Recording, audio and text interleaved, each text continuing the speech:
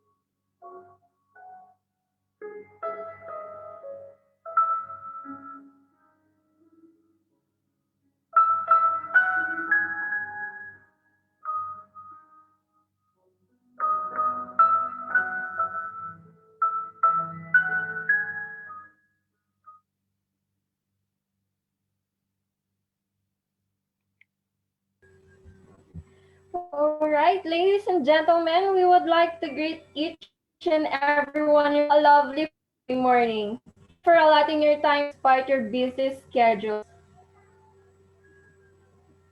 Yes, that's right. So we've already anticipated long enough for this day for us to learn and make this day wonderful.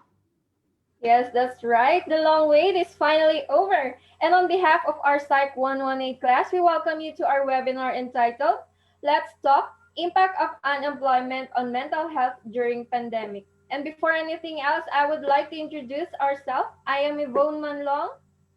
And I am Iris Sanatana, and we will And be we are your your master. Masters of Ceremonies for today's webinar.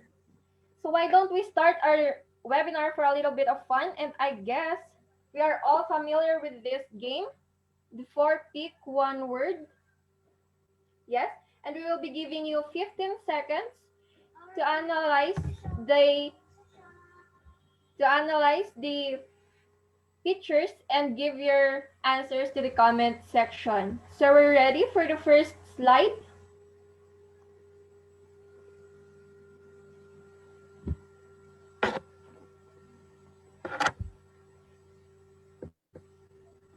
Okay, you can see there's no correct answers yet. Okay, I see a lot of correct answers now. Okay, okay.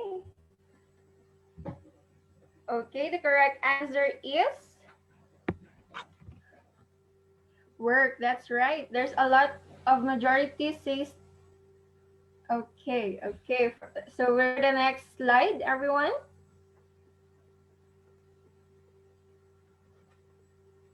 Okay. All right. So majority is the first. Okay. Okay, that was very easy. Okay. Okay, so here's the correct answer.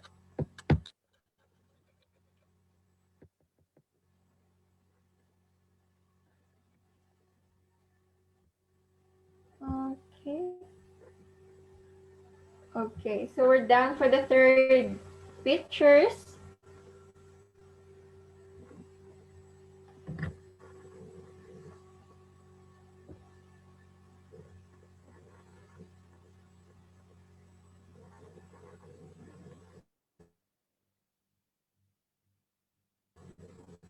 Sleep. Okay, so let's reveal the correct answer for this.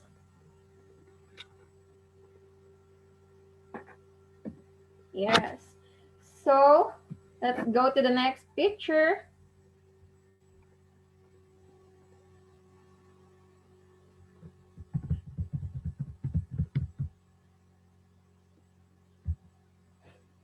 Okay. Okay. I guess you get it right.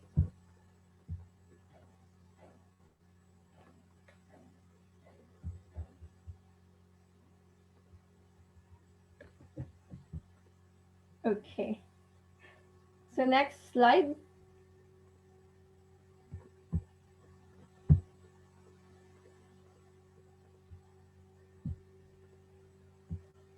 Okay, I see there are some answers. Think, worry.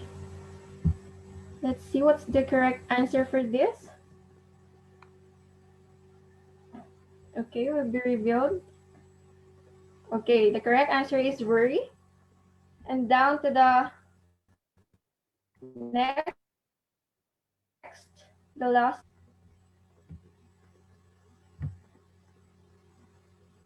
one. Okay, I see a lot of correct answers. Less, loss. Okay, okay, okay. Let's reveal the answer. Okay.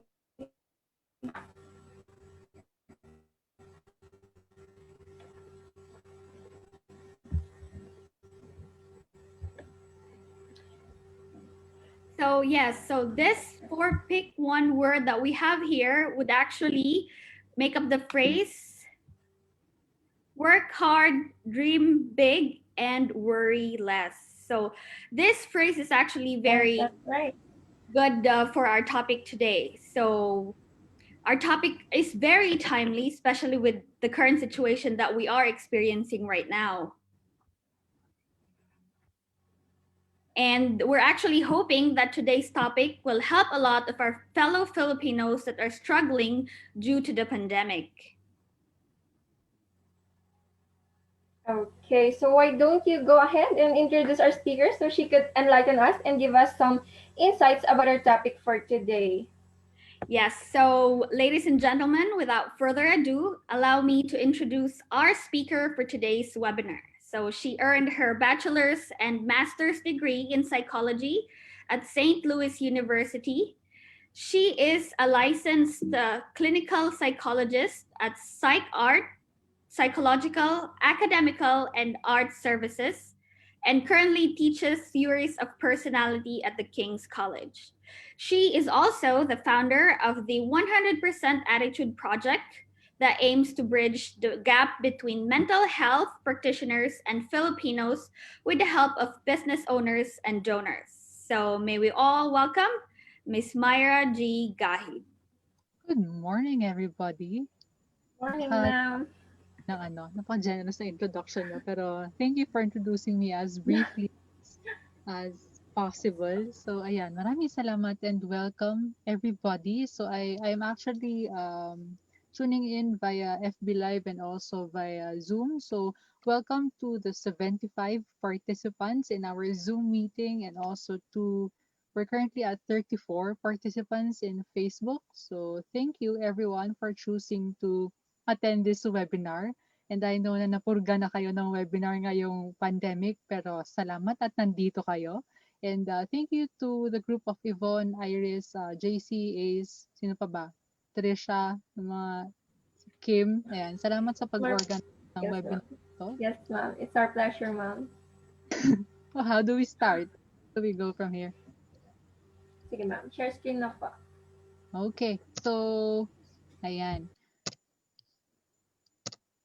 So this is the original title of the webinar, no? It's Taib at Hibas or Hibas. I'm not so sure if I pronounced that correctly, but shout out to Ace. So these are Tagalog what do you call this? Translated terms of high tide and low tide. So we might as well learn something new today besides the formal topic of unemployment. So that's Taib for high tide and Hibas for low tide. So for this morning, we are going to discuss a timely topic as mentioned by Yvonne and Iris earlier, the impact of unemployment to mental health during the pandemic. And as I have mentioned before we started this discussion, everybody might have encountered a webinar before or even siguro kahapon nag-attend kayo ng webinar or you have had an online meeting and there is ongoing research about Zoom fatigue or webinar fatigue. So we might as well do this in a concise manner. I also mentioned to Yvonne earlier that I would be more interested in the interaction part, which is the Q&A. And so I'm not so sure how long this topic would take since it's the first time I'm going to talk about unemployment, but we'll get through it and we'll cover as much as we can in terms of the question and answer later. So feel free to post your questions in the comment section in the Facebook Live and also via chat here in the Zoom meeting. So to start, this would be the agenda for today. I will cover four topics in brief. So first is differentiating terms, unemployment, and I would introduce, hindi man introduce, but papahapyawan ko lang underemployment because these two terms are often interchanged and are used in a different context. So just to give clarification, we would discuss those terms and we would also want to present a topic that is based on numbers. And I know that some people or some viewers are more of a visual learner and we will also cover numerical. So to target kung ano nga ba yung impact ng unemployment and the pandemic sa ating mental health. So this would be a combination of both numbers, research, descriptions, and with all this information, how does it affect us? And I would also cover coping. So hindi natin pwedeng buksan ng isang topic, introducing a topic that is quite sensitive, especially for people who have lost their jobs during this pandemic and who are currently dealing with unemployment or mga naghahanap ng trabaho at nahihirapan maghanap ng trabaho. Okay, so kailangan natin gawan ng hindi naman sa lunas, pero paunang first aid, kumbaga, paunang solusyon sa kung ano nga bang pwedeng gawin habang meron tayong pandemic. And I will also give an introduction about Industry 4.0 and Industry 5.0. These are terms that might not be common to everybody, but this refers to the fourth industrial revolution and the fifth industrial revolution, which we're currently experiencing right now. I'll discuss that later as well. So just to start this discussion on a positive note, kasi medyo mabigat ang topic na unemployment, I would just like to ask you guys, what are you grateful for? So this is something that we have started to do via the passion project I'll mention later. So that's the 100% attitude project. And you may comment your answers via the comment section or via the chat. So this is something that we do. This is called the Wheel of Gratitude where we spin the wheel. Okay, so medyo take namin siya sa Wheel of Fortune. This is a combination of calendar post that we do in our group. And to start off our events, ano yung mga bagay na napapasalamatan namin or that we are thankful for so that we start the discussion on a positive vibe or positive level. So let's spin the wheel. I'm not so sure if that's working, but yan. Is it working?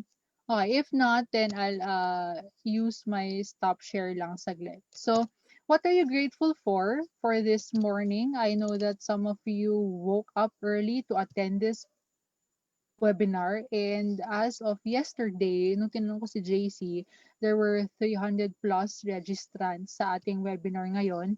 And alam niyo pong nakakaba actually na mag-conduct ng webinar ng ganun karaming audience. But I hope that everybody would have a good morning and that you have eaten your breakfast. Okay, so share ko lang ulit yung screen ko dahil hindi siya na-copy ng maayos. Ayan. So, I hope that you would enjoy this part. Ayan. So, medyo may ads siya, guys. Pagpasensyahan nyo na. Hindi tayo naka-premium sa mga accounts natin.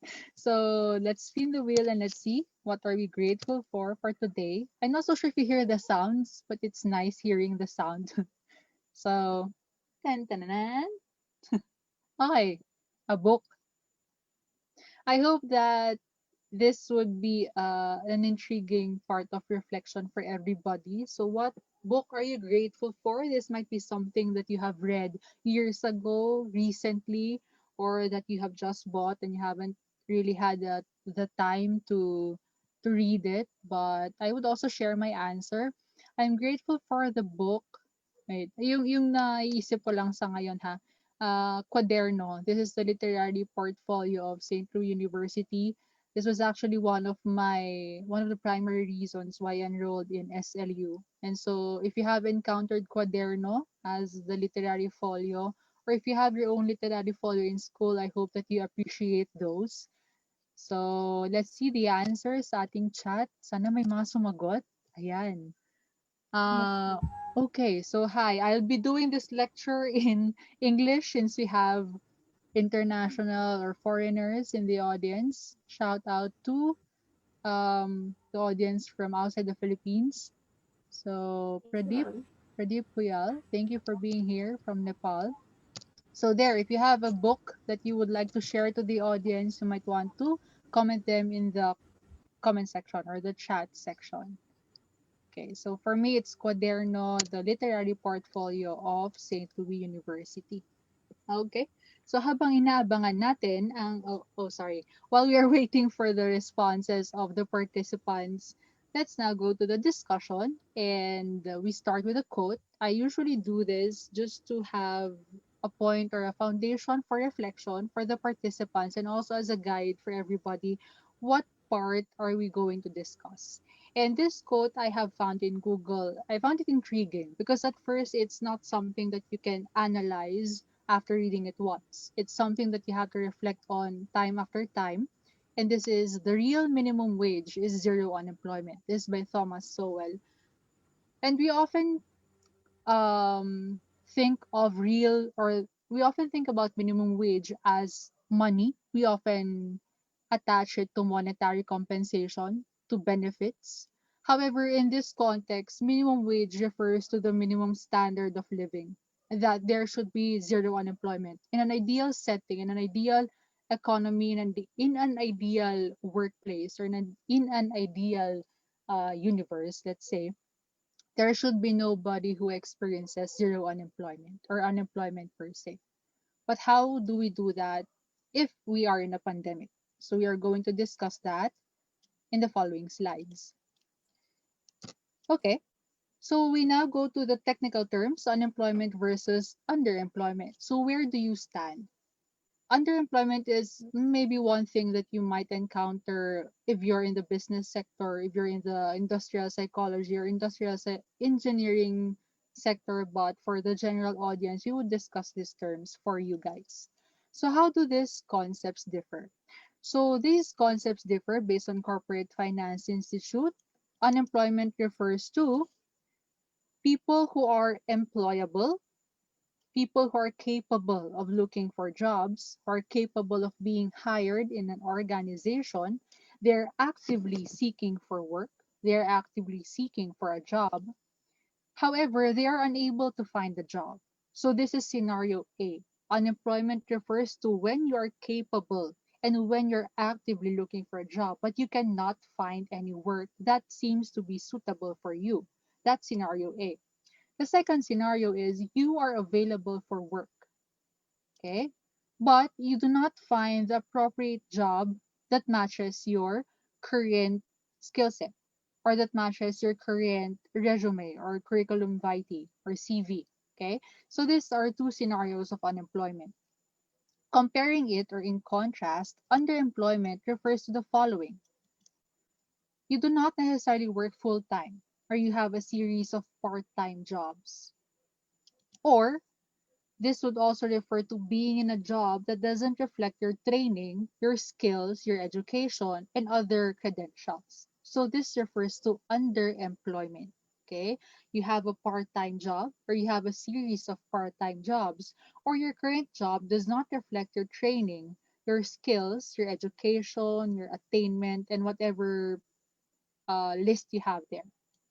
Okay, so this also would refer to someone or to people who have jobs that do not necessarily reflect their financial needs. So everybody has a subjective take on what they need in terms of their finances, in terms of their desires, their wants versus their needs. Okay, so this would be a subjective definition, and so only you know if your current job would meet your financial needs. It depends if you're living alone, if you are the breadwinner of your family in the Filipino context, if you are the head of the family, if you have um, extended family members asking for your help. This may also coincide with underemployment. And so we now go to the more technical part, types of unemployment. So I would cover briefly the types of unemployment just for you to check which part of unemployment do you currently encounter, or your people or your friends or someone you know might be encountering. The first is demand deficient. Demand deficient unemployment refers to the effect of a recession. So right now there are economies in a global scale that experiences recession because of the pandemic. And just for everybody's information, unemployment refers to, or you can compute roughly, estimate the number or the percentage of unemployment when you get the number of unemployed people divided by the total of your workforce. So people who are capable of working, that would be the bottom number. Okay. So demand deficient, going back to that, refers to the effect of a recession. So this would also refer to a reduction in demand of certain industries. So this might be production, manufacturing, human resource, for example, or fields of food, if that ever happens. So these are examples of industries be that might experience reduction in demand, and therefore, since employment works in the principle or according to the principle of demand and supply, if there is no demand for a certain service, for a certain job, or for a certain industry, then organizations would be forced to shut down, would be forced to shift from one industry to another. And therefore, people who do not necessarily go along with that change or with that shift would be forced to be laid off. So dito papasok, or this is where you enter laying off, okay, or cutting your workforce, or trimming down your workforce or your organizational charts. Next is frictional. So frictional employment refers to service in between service. So this is when an employee or a person decides to resign from an organization or is fired from an organization and transfers to another organization or to another industry. This is what you call frictional unemployment. The time in between one person is looking for a job after being fired or after resigning. So this is not necessarily a bad thing in the context of the economy or in the context of unemployment, because the people who are searching for a job would actually find jobs. Okay, so this is a type of unemployment that is quite temporary compared to demand deficient. Okay. Next is structural. So structural type of unemployment refers to people who are looking for a job but have difficulty because of other factors. For example, location. Next would be travel restrictions. And the next would be skill set training education. So your current skills would not match the job that is available. So for instance, you are applying as a teacher, as an English teacher. Your current location or your current country is oversaturated with people who are capable of speaking in English. The job demand is in another state or is in another country, and you're required to travel. But due to the pandemic, you're restricted from traveling. Or in another scenario, you don't have a working visa, or you cannot get a working visa for that certain job. So this is called structural unemployment, where restrictions in terms of location, in terms of other factors that are outside your control would affect your current job status. And the last type is voluntary. So this refers to your subjective perception of leaving a job or looking for a job. And this is when employees or people decide to leave their work or decide to quit their job because their job is no longer financially satisfying, or that their needs are more, or that are their needs are higher compared to their current compensation. So that is voluntary unemployment, where your current or your main decision of actually leaving an organization is based on your financial capacity or financial instability. I hope those were clear. Next would be types of underemployment. So I will just discuss this briefly. First is here. Okay. First is visible. So visible type of unemployment would be someone who works fewer hours than expected in a job. So for example, a teaching job would require at least 8 hours if you're a class advisor or if you are full time, quote unquote. But there are teachers who would just work, for example, for me, who are in the part time or who is working part time. So I currently have one subject in King's College. So this might be considered as a visible underemployment, okay, because I choose to work part-time to do other things, so it might be something like that. So although I can work full-time, it's visibly chosen, or it's obviously tracked via the organization or via the school that I am working part-time. Next is invisible. This would refer to you or to persons, to people who are in jobs that do not utilize their skills. So, for example, this is a financial analyst who works as a waiter, or these would be our doctors who go abroad and work as domestic helpers.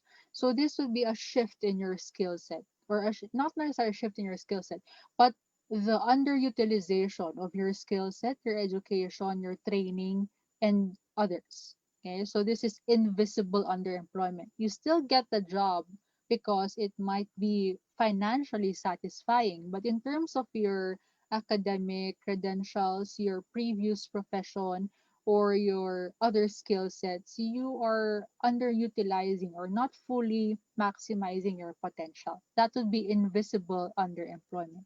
And the next is marginally attached to labor force. So this is not a technical classification, but corporate financial.com identify this as a type of underemployment because these would refer to people who have given up on looking for a job because of either they have been unemployed for so long, or they don't find a job that they would fit. So there seems to be a discourage they are wait they seem to be discouraged workers, so they either do not fit in the current jobs that are available, or that they haven't been in the job sector, in the work sector for so long that they decide not to look for a job anymore. So these people would refer to a type of underemployment marginally attached to the labor force. So the effects of unemployment, this will be general. We will try to discuss each point later. First is financial difficulty. So this is the most obvious aspect of unemployment. This is where unemployment is actually one of the main factors of determining the financial status of an organization, of a nation, and basically the standing of a country in the global economy. So it is one of the important or the key areas of economy in terms of a global scale. So when people are unemployed, it also affects a nation's standing. The next is emotional difficulties. On an individual level, people who have difficulty finding a job, but they would really want to work. They have the skill set to back it up, but they do not find work or job opportunities that are adept to their work or to their skill set. It creates a sense of pressure, a sense of anxiety, and that will be the bulk of our discussion later. And of course, it creates a ripple effect and eventually a cycle. So the ripple effect starts with employees not or people not having jobs, and the stress would go to their families, to their communities, and eventually communities would have less unity.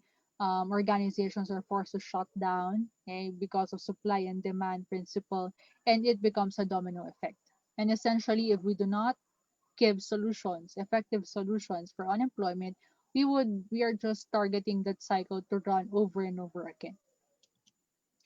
Okay, so Now we go to the numbers and what is our status. So I would focus primarily on statistics in the Asia Pacific part and also the Philippines. So this would be the impact. This is according to International Labor Organization. This is the impact of unemployment or employment in Asia Pacific by ILO. So as you can see here, the graph would identify that there is significantly higher risk, okay, of unemployment for the youth, basically for everybody. If you can see my pointer, the youth, adult, young men, or young women and young men, 47, 39%, 51%, 46%. These are all high risk, high risk participants in terms of employment and of course unemployment.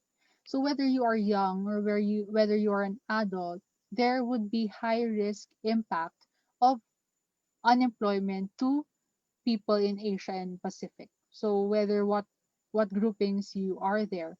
However, it's very interesting to note young women would have 17% risk, okay, 17% low risk compared to young men. I'm not so sure where that came from. Okay, I haven't checked that part yet, but I just noticed it now that low risk of young women, 17%, ah, the low risk of women is higher compared to the low risk of men. So it might actually be a point of reflection and also a point of research that there is still a significant bias and is still a significant discrimination in terms of women being in the workforce or being in the workplace.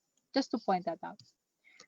So another this is the Philippine setting. Based on PSA or Philippine Statistics Authority Labor Force Survey last April 2020, we currently have 7.43 million Filipinos unemployed in the country. So this is last April 2020. This is when the pandemic recently or the initial effects of the pandemic. And in this survey, they actually pointed out the effects of the government's programs in terms of alleviating poverty, in terms of alleviating unemployment. And the recent survey shows that this is by CNN, cited by CNN. A July 2020 statistic says that 4.6 Filipino 4.6 million Filipinos are unemployed from a 7.43 million statistic to 4.6. Okay, but it's still a lot. Okay, this is last July. I'm not so sure what is our current number for August, September, October, November. This is the latest statistic I can find.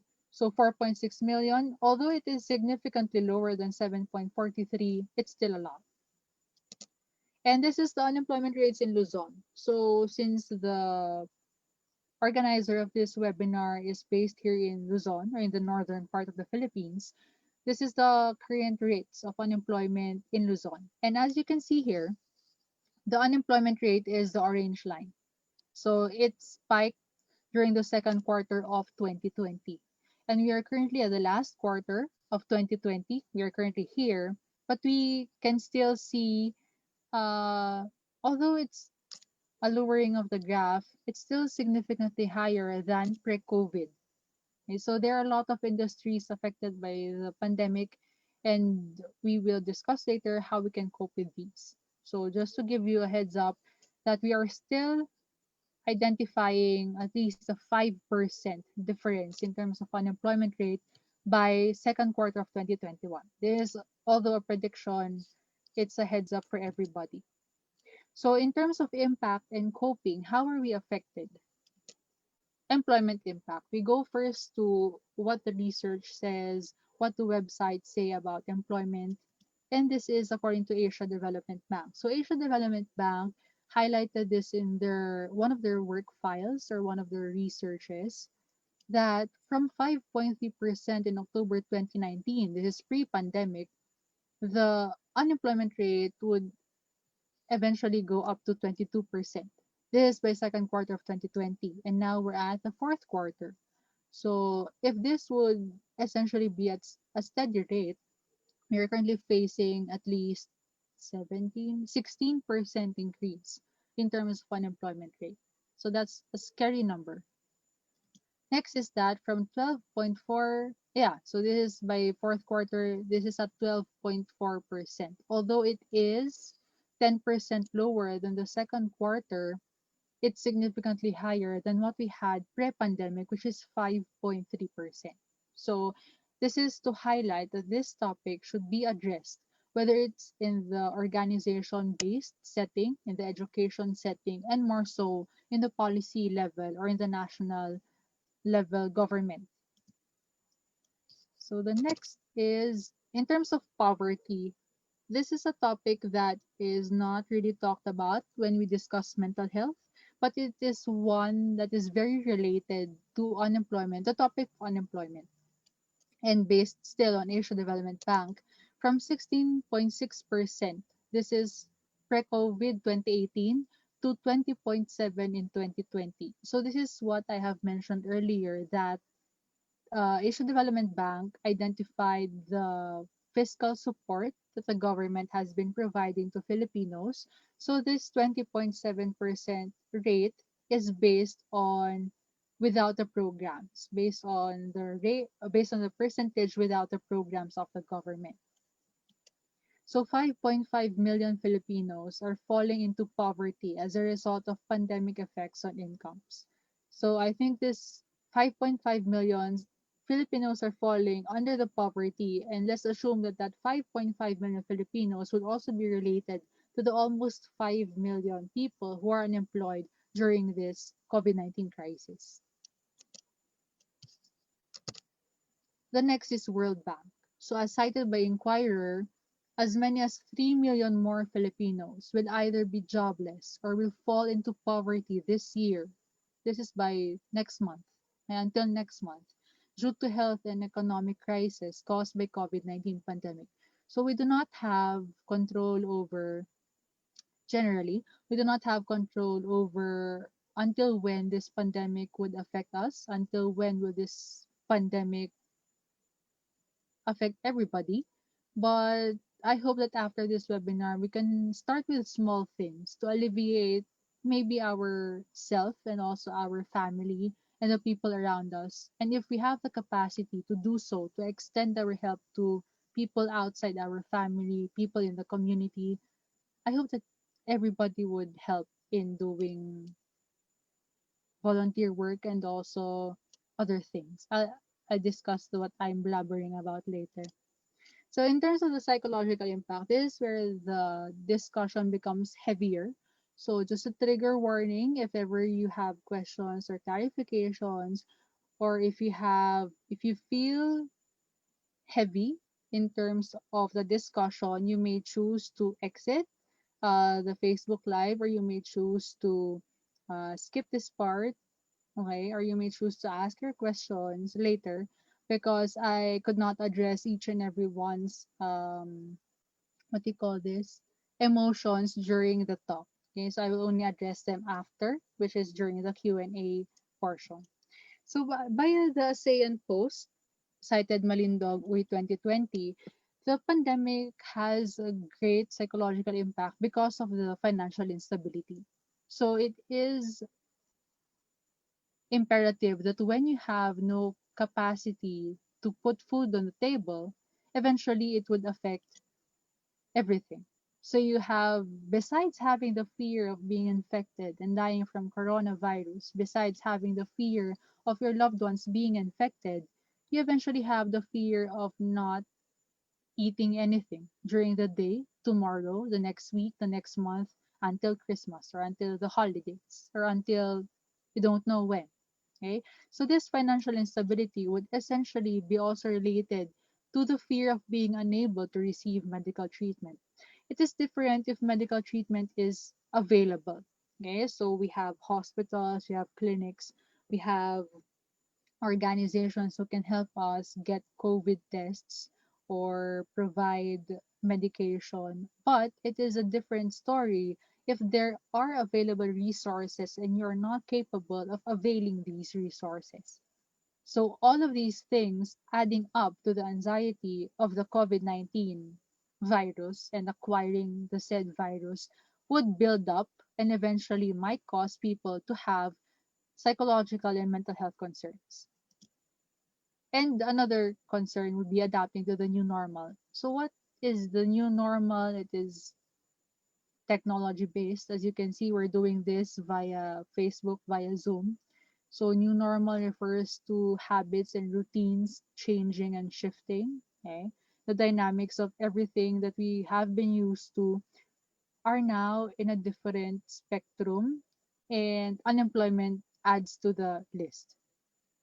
So mental health of young workers, I wanted to highlight this because um, some of my former students are actually graduate who graduated during this pandemic have been concerned about looking for a job, looking for financial stability because they have their plans set out for them. They have listed what they want to do after graduation.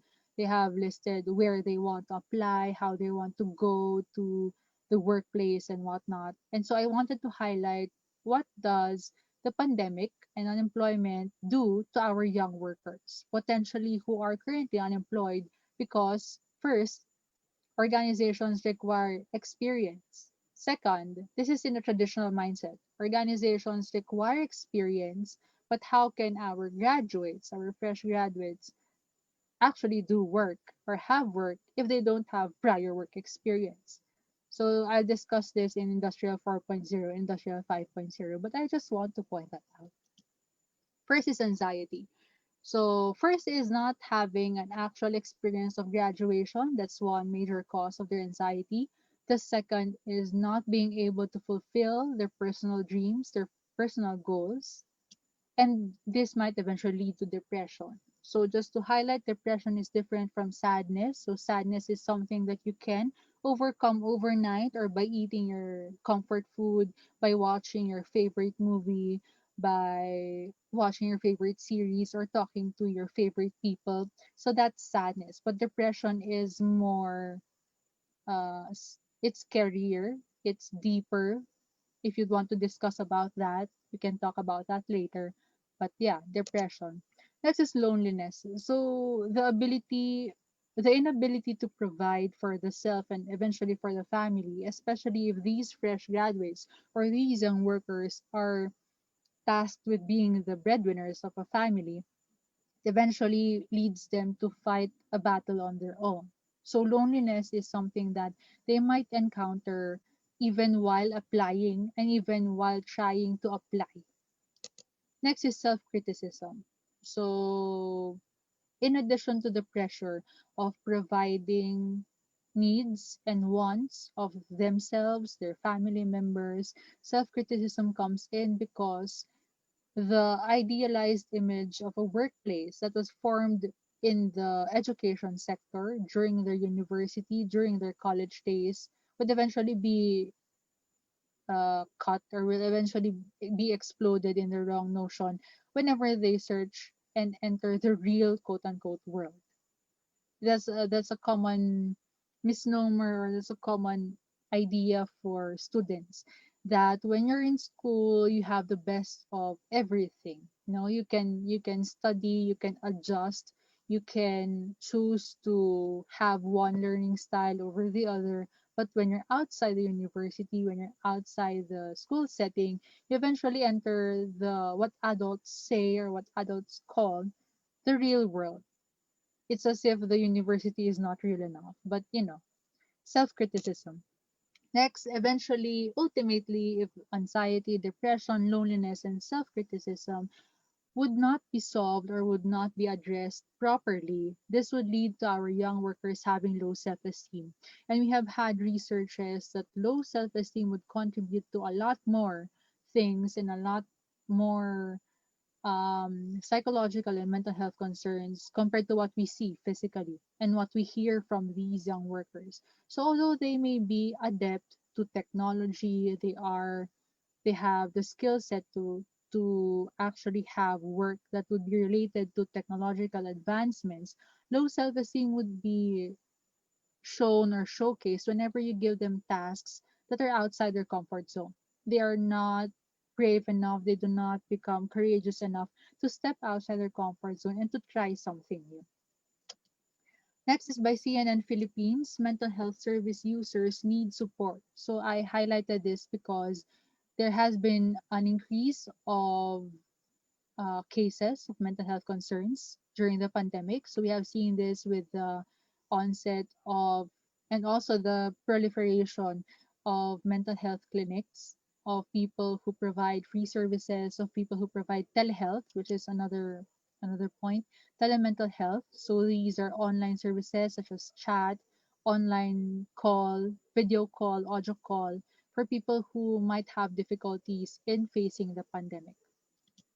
So according to research, I always include research in my discussion just to point out that these things are not based on just subjective or opinions. So in the high scenario, so by Cowell, they stated high and low scenarios. In the best possible scenario, the worldwide unemployment rate would increase from 4.936 to 5.644.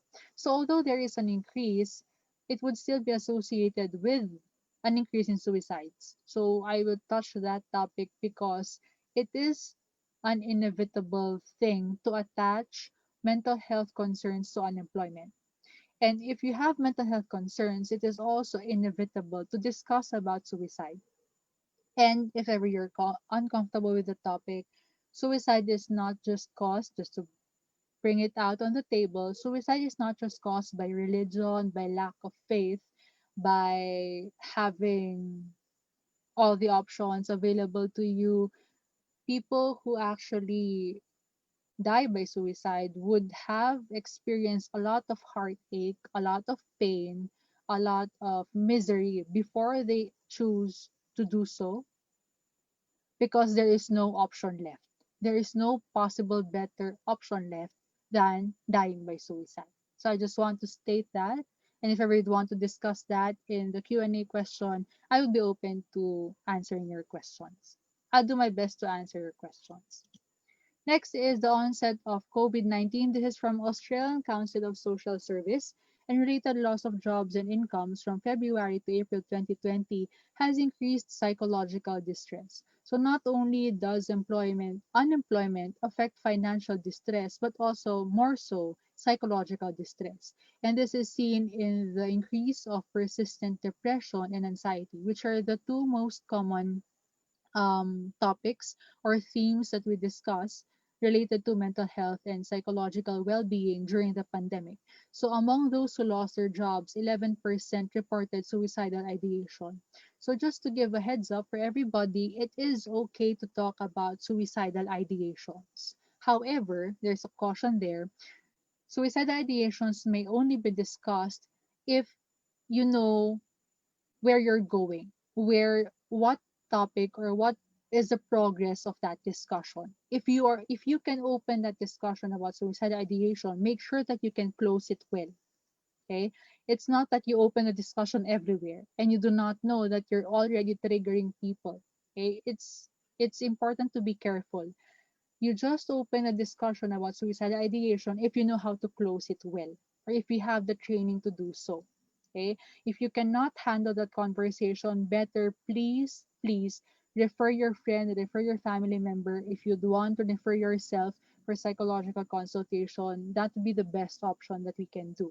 Okay? This is one way we can help other people who we know are struggling with unemployment, struggling with anxiety, with depression brought about by the pandemic. So next, another by the ASEAN Post. So even before COVID-19, Philippines already ranked one of the highest in terms of depression, in terms of cases of depression. This is in Southeast Asia. So what more during the pandemic? In our local setting, depression ranked in the top five of concerns and topics that are brought about in centers for or centers related to mental health. So the pandemic just highlighted this discussion. NCMH, or the National Center for Mental Health, averaged 900, that's close, that's almost 1,000 calls from March to May 2020 compared to their average of 400 monthly calls. So this is pre-pandemic. So it more than double of the average rates or the average number of calls that NCMH would actually receive. This is only for NCMH. How if we include all the clinics in the Philippines that provide telehealth, I think this might be higher. So research, this is another thing related to gender or to sex. Female gender, youth age, single, or students who have specific symptoms, who have prolonged homestay, and other things there, would actually experience higher levels of stress, anxiety, and depression. So as you can see here, females are more prone, based on this research, to actually experiencing stress, anxiety, and depression. It is not to discount that males also experience the same. It might be because that females would answer surveys more openly rather than males. It might be a possibility. But based on this research, this is a Filipino research, female gender youth, young Filipino or young Filipinos, young females who have concerns related to their family members who are currently single and who have unnecessary worry would report higher depression, anxiety, and stress levels. And another Filipino research by Montano and Acebes, students and unemployed respondents are highly vulnerable to COVID stress. So it's not just the COVID that you're worried about, it's also having work, it's also applying for work, it's also seeking for the perfect job or the right job for you. Surprisingly, those who have a COVID positive member had the lowest COVID stress and DAS scores. So DAS is depression, anxiety, stress scale. I would just like to insert the issue before. I'm not so sure how long ago it was, at least 2 months. In the Philippines, there was an online pandemic of posting of your DAS results. Okay, so just a caution, please do not self-diagnose. So if you have seen online tests such as these that are openly available to you, have a professional interpret the results. Or as much as possible, do answer them if you're curious, but do not interpret it as if you are already diagnosed with a certain condition or a certain illness. So that should be done by mental health professionals only. Next, the cumulative effect of lockdown measures, workplace closures, and also the limited job opportunities would actually mean that young people would have to be more creative and be more innovative in terms of having financial stability. And this requires them to go through informal employment, such as gig work. Okay, some people, especially the youth right now, since they are technologically advanced, they go to online jobs. That would be inclusive of online teaching, virtual assistant, and other related jobs that can be done via the internet or via social media. Next, this is by Rosario I'm not so sure if I'm pronouncing it right, Vergeire. She's a DOH undersecretary. In a statement or an interview, she highlighted that it is important for Filipinos to tackle mental health. And in doing so, we are also reminded that we should not only take care and be um, crucial or be more alert of our physical health, but also our mental health. It is okay not to be okay, and all of us experiences this weird feeling during the pandemic of uncertainty. But in this type of scenarios, we need the support of our family and our community. So this also highlights that we do not just support our family members, we do not just support the people whom we know, but we also extend our support to people in general. And this is the shared humanity that we are going through because of the COVID 19 crisis. So, in terms of coping, this is a topic that I would want to do as a closing of what I opened earlier. That's quite heavy and that's quite controversial. So this is a statement by World Health Organization. They posted an article that is entitled #Healthy at Home, and these are tips on how you can be healthy while staying at home. First is to be physically active. I know that this may not sound related to unemployment, but staying physically active would eventually help your body be fit and eventually would keep yourself to be fit at work, because there are still clearances in terms of medical aspects, in terms of psychological aspects, that you need to be what do you call this, crucial about in terms of looking for a job. So it's not just staying physically active just for the sake of fitness, but it is also in terms of preparation for your job if ever you do find a job soon. Next is looking after your mental health. So this is the highlight of the entire webinar or the entire topic. The next is quitting tobacco or quitting illicit substances or things that make you feel or that make you less healthy than ideal.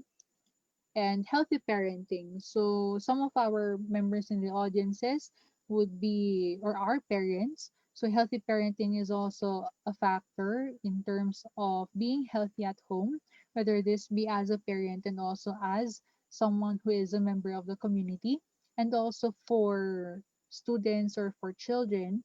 So healthy parenting also includes giving space to your parents and taking care of them as well, and also being mindful of their health, not only on a one way type of way, but in a two-way manner where communication and care is present from both ends. And next is eating healthily. So there has been an increase of people who are into gardening, so plantitos and plantitas, and who are also doing their best to have their gardens in their own backyard, or if not in their modern spaces, so urban gardening or modern gardening. So eating healthy would also be combined or aligned to that. So this is from Malaysian Health Coalition. Taking care of your mental health during the pandemic, although this is a general setting, is also related to the context of unemployment, because you cannot find a job that suits you if you yourself are not fit or are not well. So first is reframing your thoughts. This takes practice. It doesn't happen that after this webinar you're already okay and that your thoughts are all positive or all good. So this takes practice and this takes time. Next is focus on the needs of others. Sometimes when you become too focused on yourself, you tend to overthink. And therefore expanding your compassion and expanding empathy to people who need your help, and if you're capable of helping other people, is also one good way of taking care of your mental health. The next is creating a new schedule. So this has been one of the topics for a lot of webinars during the pandemic. However, we have to identify that your schedule must still fit based on your needs and based on your tasks and responsibilities. So as mentioned earlier, there is already a growing number of research related to Zoom fatigue, to webinar fatigue, or to online classes as well for students and for teachers. So we have to create a new schedule that also includes rest, and that also includes self-care routines and yeah, other activities that would take you away from the screen.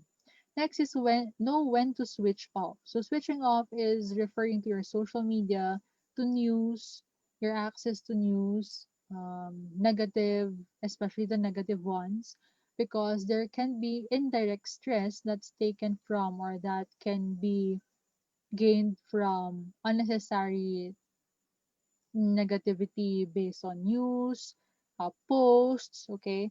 So your social media platforms have also options such as unfollow, unfriend, block. So you have these things for you to protect yourself in terms of your mental health during the pandemic.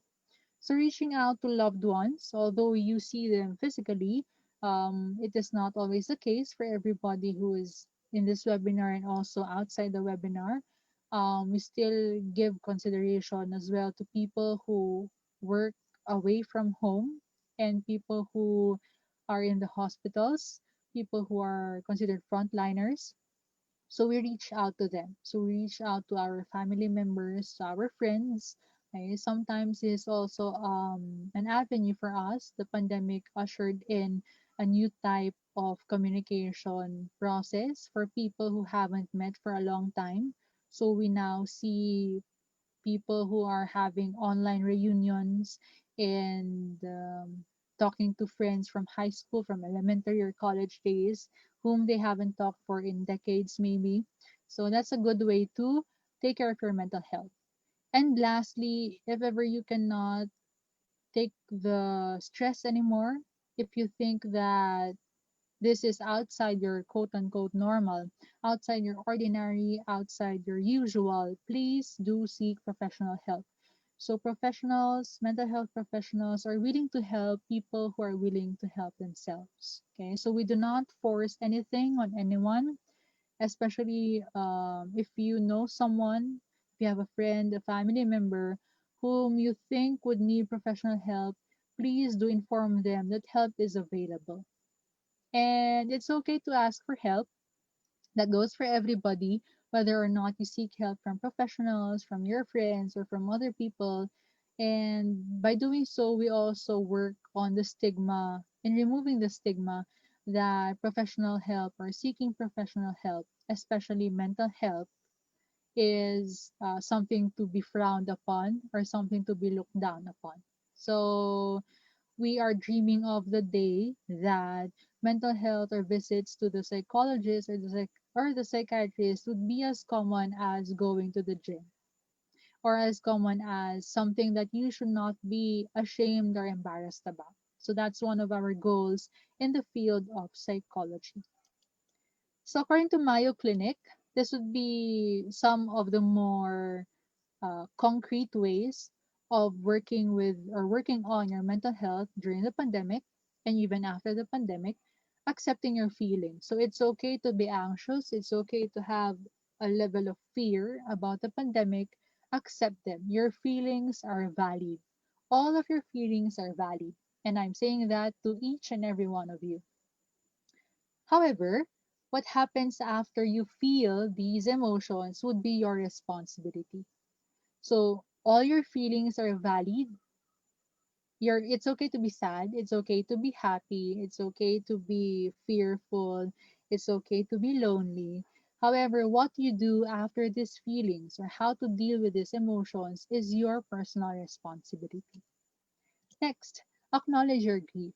Whether this grief would be in relation to COVID-19 circumstances, or this would be in relation to other factors such as communication processes, your dreams that were put on hold, your goals that were not achieved due to the pandemic or whatnot. Acknowledge your grief and go through the grieving process. Just to highlight, the grieving process has 5 steps. So the first step is denial. That's usual. It's okay to say no, even though you're listening to this right now. That no, I'm not grieving. No, I'm not feeling sad. It's okay. That's part of the denial stage. The next stage is the anger. It's okay that if you rewind or rewatch this webinar and you feel angry at the word that I say or the topic that I discuss, that's part of the grieving process. That's anger. The third is bargaining. So you would want to look for options that would make you feel better.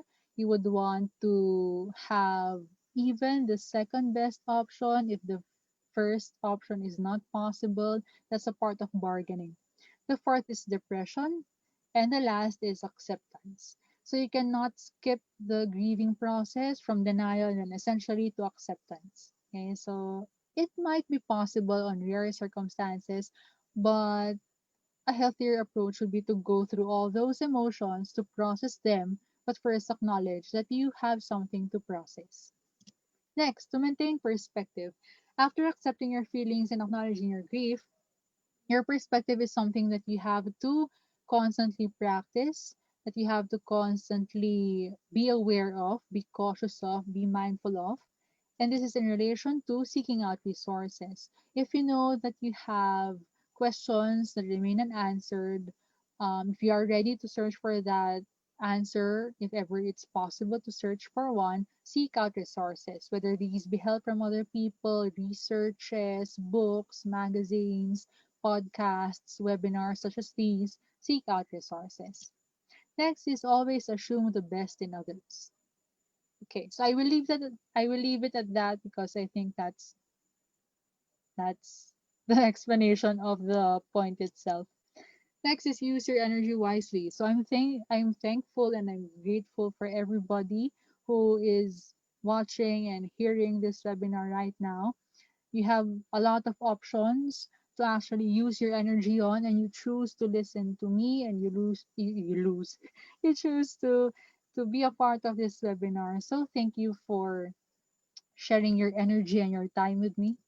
And the next is focus on the present moment. So right now, I am aware that I am giving a webinar, that I am talking to amazing individuals on the other side of the screen. And although I have not met you all in person, I'm thankful for you. So that is an example of focusing on the present moment. Okay. Next is find your value. So value is subjective, and value is something that you attach to yourself and something that is inherent in itself. So whether that be value in terms of an employee, of an employer, of a volunteer, of a student, of a worker, or a person in general, you are valuable, you matter, and you are worthy. And always, always take care of yourself. So let's go back to research by Bluestein et al. So governments and organizations, for example, universities are already encouraged, are already pushed to begin thinking about how to deal with the immediate and long-term effects of COVID-19. So even if the pandemic ends, the effects of the pandemic might actually be felt 5, 10 years from now. We do not really know, because even if the pandemic has ushered new discoveries or innovations, it has also highlighted significant problems in the society, in the community, and even in ourselves that we have to deal with.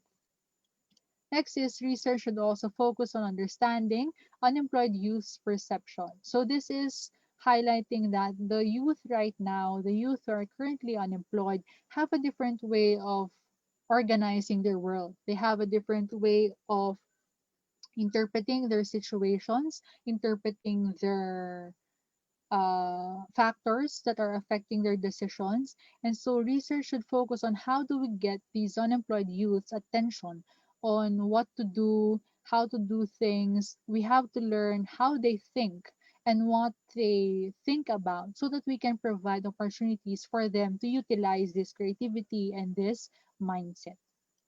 Of course, in relation to the new labor market, which I will cover in Industry 4.0 and 5.0. So still according to ILO, International Labor Organization, simulating the economy and youth employment would essentially lay the foundations for inclusive recovery. So I have they call this downloaded the file related to this. I would send it to the organizers later for your perusal or reference if you'd want to read it, because it's quite technical. I just placed the main points of the article here. The next is that market programs or organizations should be able to design well targeted labor programs. So this starts from their advertisements of work or job positions up until to their retention policies, up until their employment or employee assistance programs, EAPs, and others.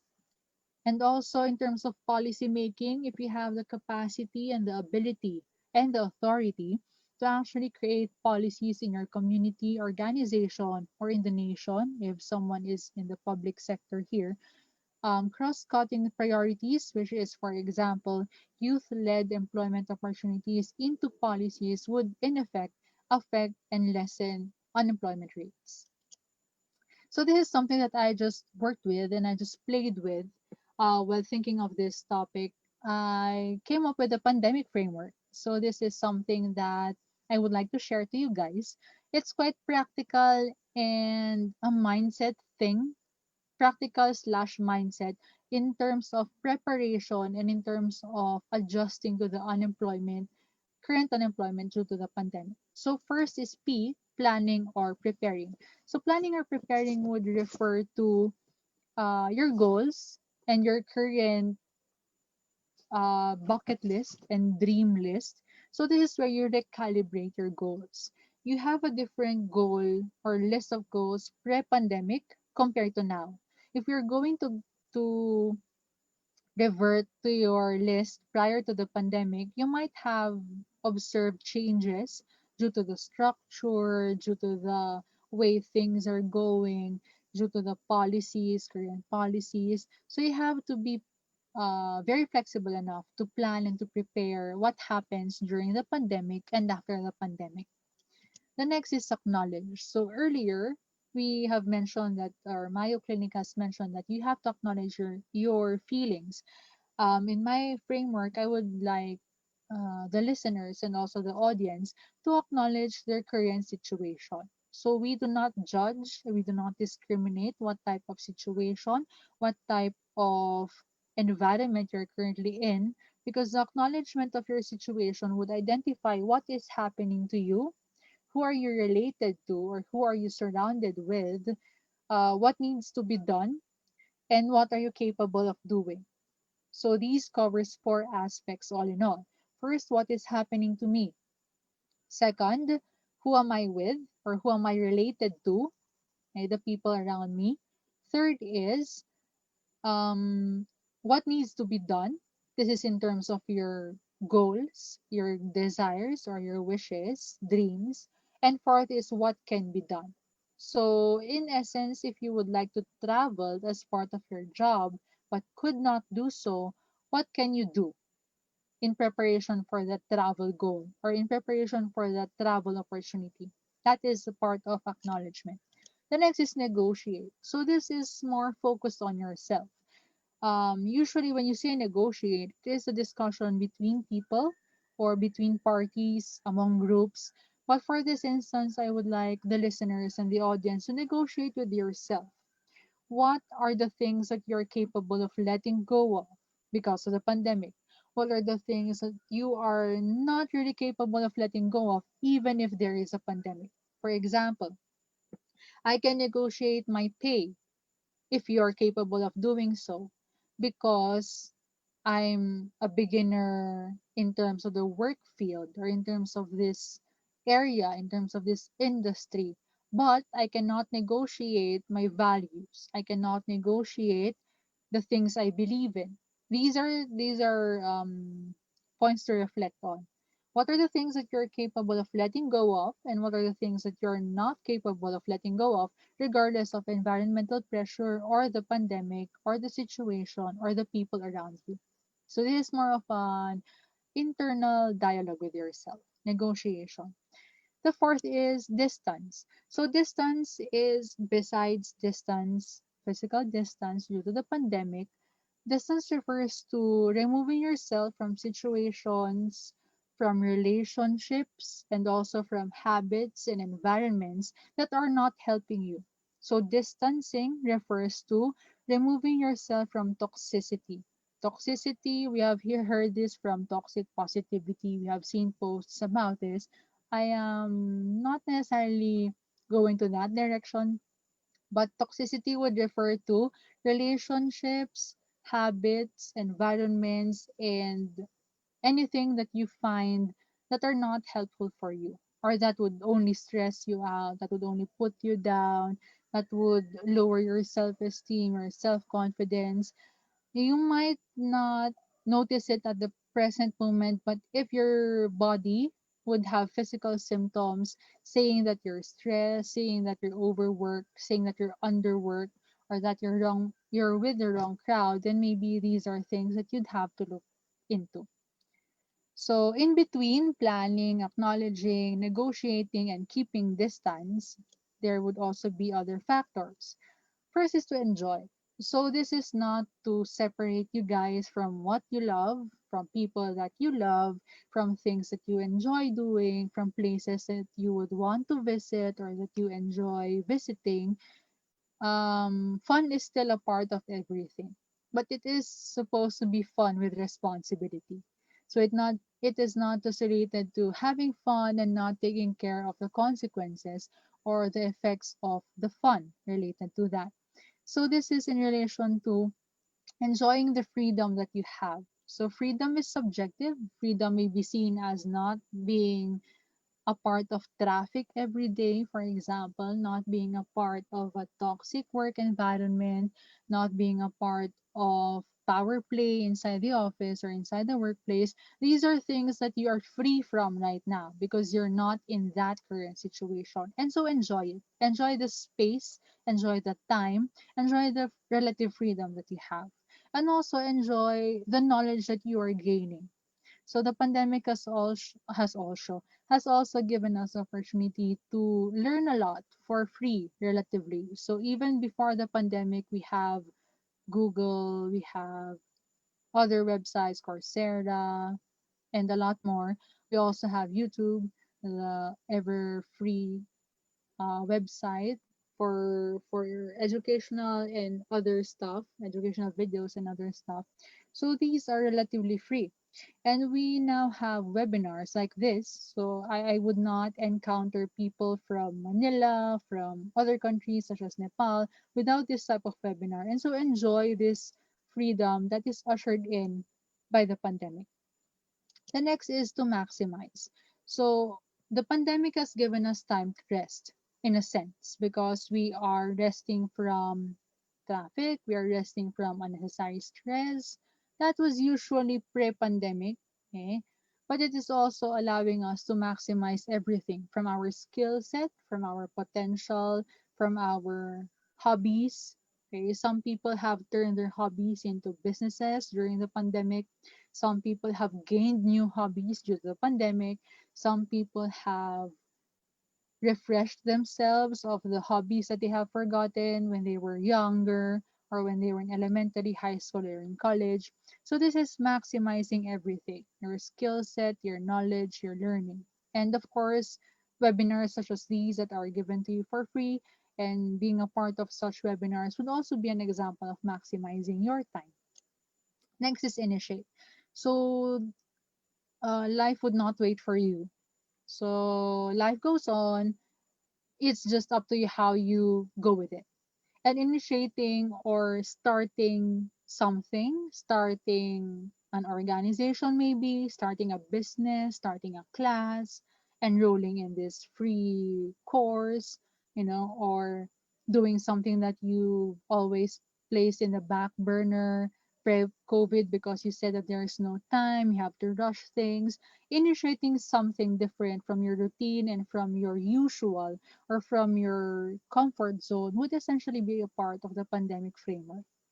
Okay, so this is an endless list, but I hope that you can share something that you have initiated in the pandemic, because if this webinar was discussed or was um, showcased before pandemic, we might have a different mindset compared to now.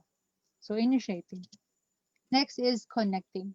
So connecting, I always say this to my former students, networking. Although networking has gained a bad reputation due to the, you know, use in terms of not so good business frameworks, networking is generally connecting with other people. This is a genuine or having a genuine connection, having a genuine relationship with other people, regardless of whether this is personal, professional, um, yeah. So this is also a type of collaboration. So there is no organization, no hobby, no activity that can be further improved, further advanced without collaboration or without mentorship, without other people. It's true that you can learn something on your own, but you need the feedback of other people to do better. You need the feedback of mentors to do better. And you also need the feedback of your employees if you're an employer, of your employers if you're an employee, to basically be better at your job, to be better at what you do. So this is a pandemic framework that I would like to present to you. And now we go to the last part, Industry 4.0 and Industry 5.0. So how do we prepare? So Industry 4.0, authors say that we are currently in this age, industrial or the fourth industrial revolution. So this is the revolutions in an overview. So Industry 1.0 is from mechanization, and introduction of steam and water power. 2.0 is mass production. 3.0 is IT systems and robotics.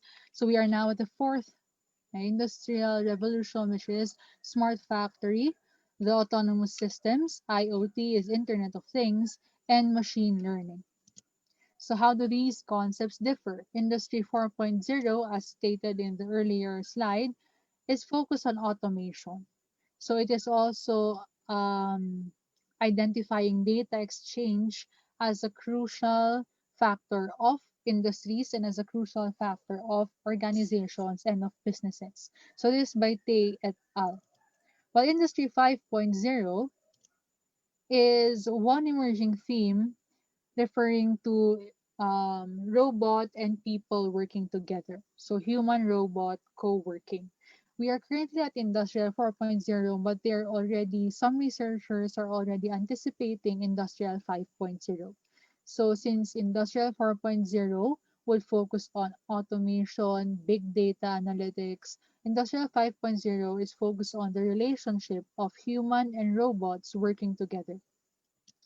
So there's also the synergy between humans and autonomous machines. Although some people are basically scared of Industrial 4.0 and Industrial 4 5.0 because of the removal of people in the workplace or removal of jobs. This would actually be referring to a shift in terms of the industries or the shift of what people can do. So here are some examples of Industry 4.0, cybersecurity. So people in the IT sector or in the technologically advanced departments of your organization must be aware of the following. Cybersecurity, cloud computing, this also goes for accounting majors, for financial analysts, or people in the dealing with numbers or money. Mobile technologies, we have seen this in our country. So we can do online banking, money transfer, just with your phone and internet.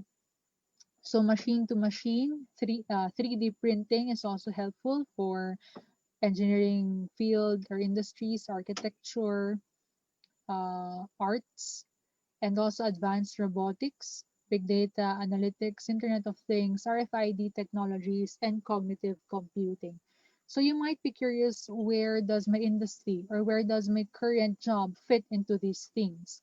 It's very crucial for the organization and for employers, for business owners to be aware that they have to adapt to these technologies if they do not want to be phased out or if they do not want their organization to shut down.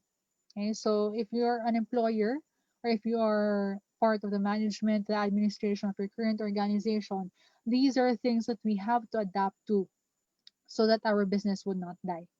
So other examples for this would be augmented reality. So this is a push in terms of gaming industry, also in the psychological department because of the addiction related disorders or addiction related conditions. And another part is additive manufacturing. Simulation as well is an example of Industry 4.0. Horizontal and vertical system integration. So robots are there and cloud computing. So if you would want to search on these things after this webinar, I would encourage you to do so. So if you have the time and you have the resources to learn about something related to Industry 4.0 to better your skills and your knowledge in preparation of that job that you're looking for, that you're eyeing for, then I hope that you do so. So embracing Industry 4.0 includes setting goals. As you have seen earlier, we now enter the age or the era where technology plays a very crucial role that might eventually replace people. No, we do not, although we don't like it to happen, it's eventually going to take place if people in these sectors would not allow humans and would not allow employees to keep their jobs. So we have to be updated. We have to adapt to whatever changes are there in the manufacturing and the industrial sector so that we can also adjust to the needs and the demands of the certain jobs. So improve with data. Whether this be in relation to security, to computations, to analyzing data, since Robots and machines can compute a lot of things in just one click or in just simple code, not a simple, in complicated codes or we call this compressed codes or meanings, then we have to learn how to adjust to this and how to adapt to this. Next is existing equipment. So similar to your gadgets, they have depreciation and their value goes down as time goes on. You have to adapt in terms of your equipment. So if you would like to be, for example, a vlogger, if you want to create your podcast, you'd also have to invest on materials to create good value. Okay, unless if it's something that you wouldn't really have the opportunity to do so because of lack of resources. But this is something that you have to prepare for if that's the path that you'd like to go to. Next is educate. And for employers, for business owners, please educate your employees and also your workers and your teammates or colleagues as to how they can work, even if there are changes in technology, even if there are robots to be employed in your organization, do not eliminate them because there are still differences. I believe, that's personal opinion, that no one can still, I hope so, no one can still create something that is as equal as the human's brain.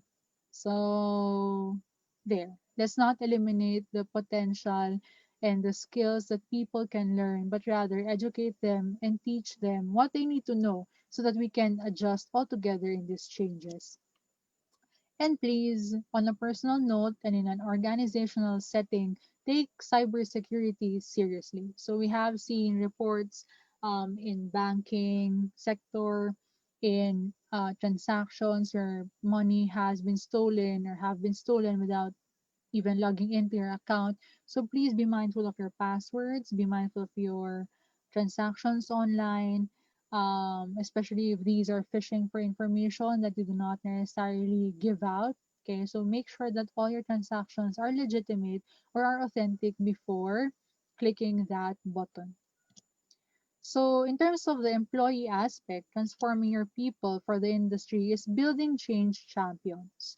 So, building change champions would refer to allowing your people, allowing your employees and your workers to suggest creative and innovative ways on how to adjust with these changes. This is the same way that you give them the opportunity to gain operational engagement skills. So, although robots or machines can do the work quicker and can do the work better for us, we still need a sense of human touch to operate these robots. And this is where we come in. Okay, the relationship of robots, humans, and both parties working together. Hiring for learning potential. So, as mentioned earlier, there is a traditional scene in the recruitment or in the work industry where you hire people based on experience. Industry 4.0 would encourage owners, business owners, organizations to hire based on learning potential. So it is not just based on the number of years of experience, but how willing are you, how determined are you to actually learn something that may or may not be within your comfort zone. The next is creating purposeful learning journeys. So I think it is already starting to become what do you call this, an old notion or a traditional perspective where your work is just work. Right now, based on research, millennials and younger generation go or enter workplaces because of their purpose, because of their personal goals aligning to that of the organization. And so organizations must provide opportunities for these millennials and for these working sector to have a story that they can take out even if or that they can carry even if they are no longer part of the organization. Although we would wish them to be a part of the organization in the long run, this would be creating impact to the personal lives of our employees even outside the workspace. And for future employees or for current employees, as part of the fourth industrial revolution, here are your current roles. Flexibility. So as mentioned earlier, our creativity and our innovation would still create robots, would still create machines, would still create processes and systems. And therefore, you are encouraged to focus on your media skills and focusing on having an expertise in more than one discipline, in more than one aspect, in more than one field, because you are now forced to merge these industries, to merge these fields together to create an organization. Next is the employee remains to be a decision maker, a problem solver, and also an innovator. So this is not just based on what you can do for the organization or what you can do based on your responsibilities. This is more on what more can you offer? What more are you willing to learn? Not just what you have learned, but what more are you potentially going to learn and going and wanting to learn while you're in the organization or while you're in the industry. And problem solving is also a critical aspect or critical skill because we have to learn to adjust. And problems are not planned. Problems sometimes arise out of nowhere. And as an employee in the industrial or in the fourth industrial revolution, you are supposed to be capable of solving problems quickly and as efficiently as possible. And therefore, according to Steve Jobs, innovation is the ability to see change as an opportunity and not a threat. So, although change may be sometimes difficult to manage and sometimes scary to actually approach, it's change that allows us to become innovative and to become creative. And I would just like to end this discussion introducing to you the affiliations I currently have.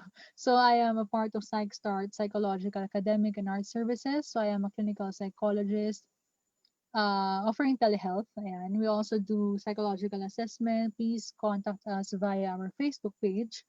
So as mentioned, I am also technically underemployed, I think, because I do not have a part-time job. I have three part-time jobs. Two are related to telehealth services, and one is related to teaching, which is theories of personality at King's College University or King's College in La Trinidad, Benguet. And besides the three part-time jobs I have, as mentioned earlier, I am also the founder and the project organizer of the 100% Attitude Project. And we want you, if you have resources, if you think you have the time, if you would like to volunteer, we are a volunteer group that bridges mental health practitioners or professionals and Filipinos while helping local businesses promote their products and services. So this group was actually revived last August this year, August 2020. And right now, our beneficiaries are young members of the indigenous groups here in the Cordilleras. So we aim to pay for their psychological services with the help of businesses and also entrepreneurs. We're focusing right now on micro, small, and medium enterprises who would want to advertise their products via our pages. So please like and follow us via Facebook at the 100% Attitude Project. We also have Twitter and Instagram, 100 Attitude underscore PRJ. That's underscore PRJ. And we also have a LinkedIn account. So if you want to connect to me via LinkedIn, please do send me a message. I also urge my students, former students, to connect to me via LinkedIn because um, I have a network there that has been what do you call this, that I created or that I maintained starting 2014. Yeah, during my recruitment days in Manila.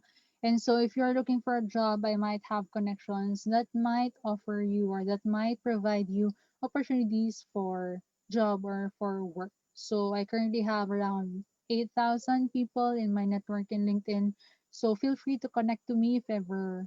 And if you'd like to contact me, for collaborations, projects, events, and partnerships, do contact me via my personal email at myra.g.gahi@gmail.com or send us a message via the 100% Attitude Project at gmail.com. And so there, I think that ends my discussion. I'm not so sure if I'm too hyped because I feel like I'm too hyped up for this discussion. And I'm excited for questions and for clarification. So turning the mic to Yvonne, and Iris. Thank you, guys. Yes, ma'am. Thank you for that very informative discussion. Yes, the unemployment rate really grew higher due to the COVID pandemic. No, but with that coping mechanism that you provided, ma'am, it is a really big help for us to stabilize our mental health. No, so we're ready for the first question. Where shall we start? The chat or the Facebook Live? Yes, ma'am. Here sa Zoom po, meron pong na-raise na question saying, is it possible that suicide can be a contagious phenomenon? I mean, are there people out there who are prone to commit suicide if they are exposed or knew someone who did it? Okay. So suicide is a crucial topic as mentioned earlier because if you cannot or if you're not capable, if you're not trained to actually close conversation related to suicide, then don't open it. Okay? So refer to mental health professionals. It's not necessarily a contagious phenomenon per se because if you say contagious, when I have it, you can have it as well, similar to a virus, no? But suicide or the topic of suicide can be a trigger to someone. So it's a wrong notation to say it's contagious. It might be triggering to someone. So if ever members of our audience are listening to this right now and you feel triggered about it, do send me a message so that we can discuss it. But discussions about suicide must be done in a manner that does not discount the feelings of people who have suicidal thoughts, right, who have suicidal emotions, or who feel like doing it already. Okay, but it should be done in a professional manner and still a respectful manner at that. So it might not be contagious, but it might be triggering for someone to learn about suicide, details about suicide, talk about suicide. So it really depends on the threshold of a person and if he or she is emotionally stable to handle such types of conversation. So I hope I answered your question, Sir John Ray. All Next right. question. Now let's go to the next question. So we have from Facebook. How do I deal with unemployment and all the mental health and emotional effects of it on me if I don't seem to get qualified on the jobs that I try to apply to? Okay. So this is one of the questions that I got even before COVID pandemic. I would like to ask you first, whoever asked the question or for the audience, what type of jobs are you looking for? Are you specific enough to actually have a job that you would want to be a part of or an organization that you would want to be a part of? Because here's a common line in Filipino setting, kahit ano na lang, whatever comes to me, that's it. Okay? Having a specific type of job that you would want to be in or that you would want to have as your career is already a first step in dealing with the mental anguish, the mental health concerns attached to finding that job. Because once you know that you have a job that you want, you would prepare for it. That's why that's the start of my pandemic framework. Planning and preparing for something that you want makes it less difficult because you know that you have a goal. And right now, if you do not have the resources to do so because of the pandemic, preparation is still key. So, do you have if ever that job would require a specific educational attainment, if that job would require a specific skill set, do you currently have those skill sets? Do you currently have that educational attainment? That would be, I think, the answer to that. Preparation and planning for that specific job, be as specific as possible. I have friends who have dreamed of entering a certain organization ever since they were young, and currently they're working there.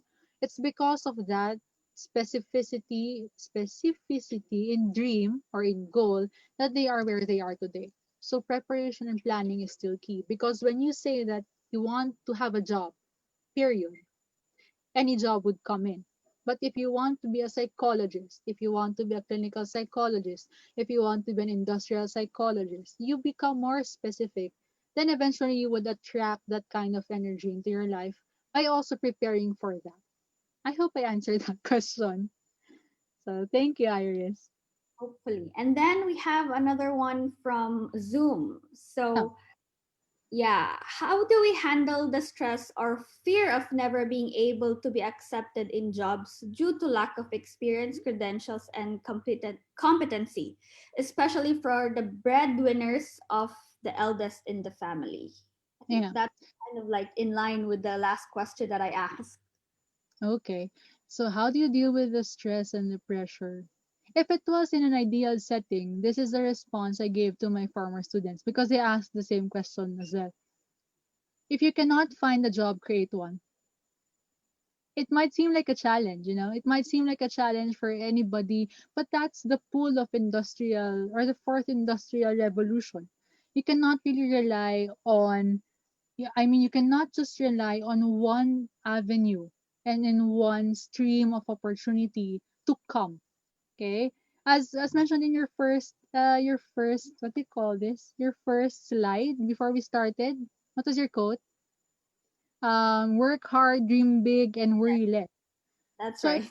sense, if you're working hard to create an opportunity for yourself and to create a job that only you can fit, you know, you're lessening the pressure because you're doing something that you like, and eventually you're dreaming big.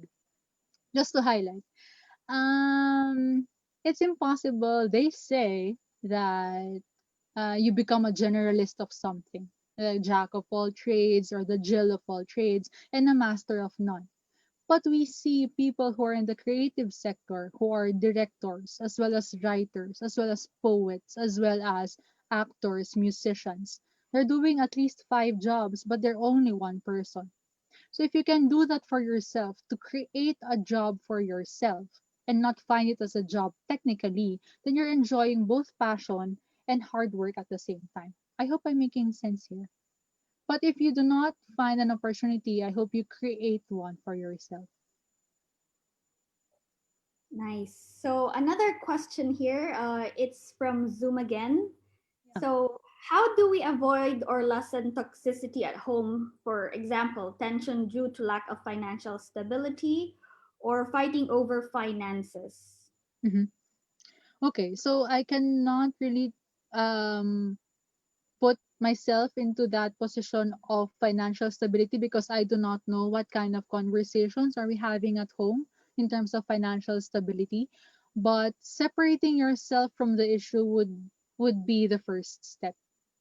Identifying that you are not the issue, but the issue is the current situation, the environment, and what is given within your family is highlighting that, okay, I am separate from the financial issue.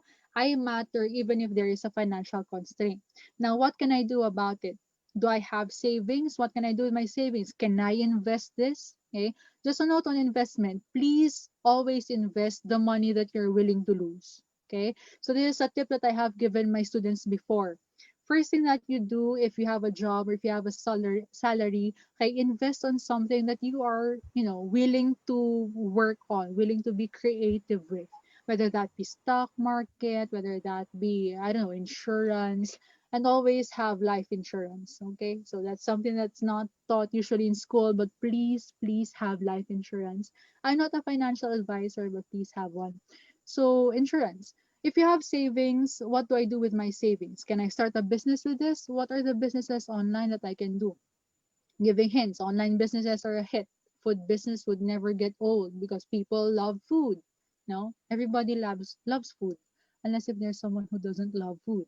So what kind of business can I make with this, or can I do something about it? Okay, can I invest this in stocks or can I invest somewhere? So, or what are the resources that I have? Do I have people who can lend me money to start a business? I'm just giving options out of the blue. And the decision to make whatever you do with your current financial situation is yours to make. I'm just, discussing options. So if you have good friends, if you have people in your family, in your community who are willing to support you for the time being in terms of finances, who are not really into, um, inhumane interest rates, okay, who are willing to lend you money for the time being and who are capable of doing so, what are you going to do with that? So not focusing on yourself as the problem, but the financial problem itself would be, I guess, the first step. I hope I answered your question.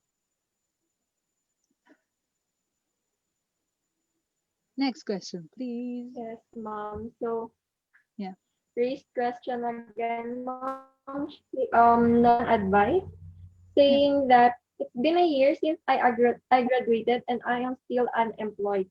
I passed the board exam for psychometrician last year, but I can't seem to have the gut to apply. I have a physical disability and I am afraid that I wouldn't do that well on my job when a company actually hires me. Can I get some advice daw po? Okay. So congratulations for passing the board exam.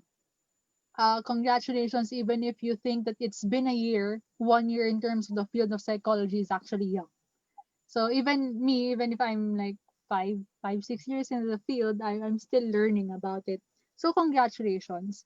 The first step is to acknowledge your success. So it is already a big step for you to actually take the board exam and to pass the board exam. Okay, so lahat ng board exam, apologies, all board exams, all examinations, licensure or not, are fairly difficult. And you passing that board exam is already an achievement. So that's kudos to you. Okay, so we have to learn to address our victories in this way. You know, thanking yourself, being grateful for what you have achieved, having the guts to actually apply. First, create your resume. First, create your curriculum vitae or curriculum vitae, however you pronounce that, or your CV. Okay? Create your resume. Create an online account in JobStreet, in LinkedIn, in what else? Best Jobs, CareerJet. So create an account and then make sure that that account is updated. And after that, what kind of skills are you willing to offer to the organization? Okay, and then start step by step. Do not jump into the wagon and, put yourself in a position where you're not yet ready to face the consequences. For example, you're creating a job account and apply to 100 organizations and then got accepted to half. Are you ready to do that, to be under that kind of pressure? Or are you just ready to, create a profile the first step and then wait for a few days maybe and then, check if someone has checked your profile? First step. Yeah, you do it step by step and not just you know, do it one big step at a time. I hope I made sense there. So first create Yes. an account and highlighting what you've mentioned, that you have a physical difficulty or physical incapacity or incapability. This should not be a point of discrimination for you to be hired or not to be hired. So that goes as well with your medical or mental health concerns. So to anybody who's listening and to anybody who's watching, your physical differences or physical incapacities or physical inabilities and mental conditions are not excuses for any organization to not hire you. However, you had the discretion of actually stating your mental health concern. Okay, so you are not forced to reveal this information if you are not comfortable talking about it. But it's not a point for discrimination to hire you or to not hire you. Mhm. We're down for the last but not the least question. More, So, more more question. po. Let's have five. Sige po. So we have here thoughts on burnout during this pandemic. Since work from home has delineated the line dividing work from personal time, what can Yes. we do or how to prevent it? Okay, so work from home has been a topic and what do you call this? From a lot of webinars already. So delineating, if it's ideally, first is having a workstation. So if you have space in your home that can be made into your workspace, and if you're in that physical space, okay, I'm at work. And if I leave that space, I'm at home. That's ideal. But if you don't have that kind of setup, if your space is not that big to have a separate section for your workspace or your work table, then scheduling is good. Um, Having a schedule, for example, especially for teachers and for students right now, online classes are supposed to be from 8 to 5. Our online work are supposed to be 8 to 5. However, people are extending hours. People are even calling their employees like midnight. So I know of friends who have been called by their bosses 10 in the evening, like 1 in the morning, even if it's not their shift. So having certain boundaries, that's one word that I can address. So creating boundaries for yourself. For example, I'll just work 8 to 5. If it's 5:01, I get off social media, I turn off my laptop, I turn off my phone, or I put it on silent, then I'm at home. I'm a parent, I'm a sibling, I'm a child, I'm a daughter, I'm whatever role you are in. So delineating as well the boundaries between working and home, especially if you're a working parent, would be essential if you understand what type of boundaries are you willing to put up with. Actually, we do have another question because I think this is in relation to one of the questions we've asked a while ago. Sure. So, yeah, she asked if whether like can she be qualified or how can she get a job if she's not qualified for it. So, how do you handle disappointments? And if you could give situational examples. Okay. Disappointment. Dabda. It's still grief. If you did not get the job that you like, if you do not work for the organization that you dreamed of, it's still grief. It's still a process of first acknowledging what I'm feeling. So for example, what's a personal example I can share? Ah, okay. Sige. Dahil nandito na rin lang tayo, magkwento na tayo. So my first job is actually a recruitment assistant in an organization in Manila. So before graduation, I told myself that in my first job I would last 1 year, at least 1 year. That's like a motto. So before I graduate, I'm certain that I would stay in my first job at least 1 year. That didn't happen. I stayed for 5 months. It was because of the stress. It was because of the lifestyle. It was my first travel out of Baguio. So napakakapal ng mukha ko no'n, 'di ba? It was a big move for me to transfer different place as a first time and blah blah. So it was very difficult for me to adjust to the scenario that what I thought for myself was not what I got. But eventually I was thankful because if I stayed longer, I wouldn't have been this type of person I am today, if that makes sense. I would have been extending my agony. I would have extended my then depressive episode. I would have extended my stress levels. I would have extended homesickness. So now that I'm back in Baguio, I'm generally okay. So I hope that that makes sense. That the goals you have set for yourself, you're also willing to adjust. And that goes in with the pandemic framework negotiation because it took me a while to actually be okay with myself for not having 1 year in my first job. It might be petty for some, but for me who have planned that since I was in college and not to actually achieve it, it's very difficult. And you may have certain circumstances in your life that would be similar to what I have mentioned, but you have to be willing to negotiate with yourself because no one is going to forgive you if you yourself would not forgive your own errors, your own mistakes, and situations that are technically not out of your or not in control. So, yeah, I was not in control over traffic. I was not in control of the weather in Manila, but it affected me greatly. And so these are things that I would have forgiven myself then. I have forgiven myself already, but it took me so much time to actually do that. That's why I can talk about it right now. If I haven't forgiven myself, I couldn't talk about it. So I hope that makes sense. Yes, ma'am. So here's another question, mom. I think this is always a real question to every psychology listener. I Sure. would like to ask this if, but what about those who refuse to see a mental health professional? How do we deal with them, especially when they are on the high risk of self-harm and suicide? Okay. So there is a clause in the profession, psychology profession of confidentiality. So, students and also practitioners, you must always be particular about this clause, confidentiality, that everything that is said to you must remain confidential and must remain as a secret for life, except if there is potential harm to self and potential harm to others. if that would be the case, please, please seek professional help. Okay?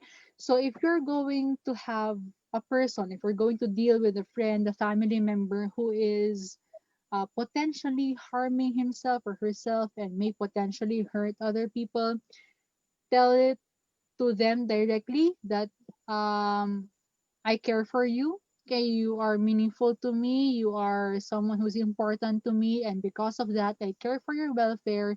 Let's seek professional help. Okay, so that would be the baseline. So inform the person that you care for them, how much they matter to you, and then after that, tell them that we need to seek professional help. Do not tell them you need to seek professional help. It's we. It is because you are a part of that process that they can trust you.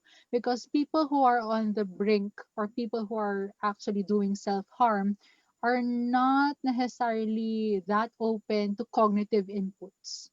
Okay, so they are overwhelmed by emotional, what do you call this, emotional triggers, and so they need people to help them decide, and that is where you come in. And that is where you, okay, do you want me to set an appointment for you? Do you want me to search for a psychologist for you? Do you want me to dot dot dot dot dot? You offer the help that you can, and also be mindful of your emotions, because sometimes you're just seeing emotions that are driven from your experience and not from the experience of others. So give the experience to the person, but when they need help, extend your hand and your shoulder. Yeah, not physically but metaphorically. So I hope I answered that question. So we hope we're able to answer your questions and are satisfied with the given answers. We wish we could go more in depth regarding to this topic, but unfortunately we are running out of time. But please do keep your questions and we will be trying our best to answer them, and we will be providing for you to send your questions because I see a lot of unanswered questions pa po eh. Just via email na lang, Yvonne. Sige Send po, them. ma'am. I'll answer. We'll put it on the comment section na lang, ma'am. Yes. Thank Thank you, you. ma'am. So, yeah, now we will go ahead and present this certificate of appreciation to Miss Myra Gahid. So, we would like to extend our gratitude for helping us discuss this unemployment issues that we're experiencing right now. So, uh, this is regarding the talk impact of unemployment on mental health during pandemic given the 6th of November 2020. So thank you, Miss Myra. Yes, thank you, ma'am, and thank you everyone for actively participating in today's webinar. We will also be providing the feedback link down to the comment section for you to get your e-certificates. But before ending this webinar, I would like to leave you this quote by Brian Tracy saying, "Every experience in your life is being orchestrated to teach you something you need to know to move forward." Reminder for the evaluation link, it will be valid for 3 hours. Again, I repeat, the evaluation link will be valid for only 3 hours. Thank you, everyone, and stay safe. By the way, I'll be answering the Q&A. I'll be typing answers. So if you have an answer or question rather, you may want to stay. I'll answer them live. So I'll be here live. Thank you. Thank you. Sure po, ma'am. Oh, yes, we will be still live. Yeah, but you can off the record na para sa mga nasa Zoom lang. Okay. Sige po, ma'am. Okay, so, yes, ma'am, mag-ask pa po tayo ng question, no?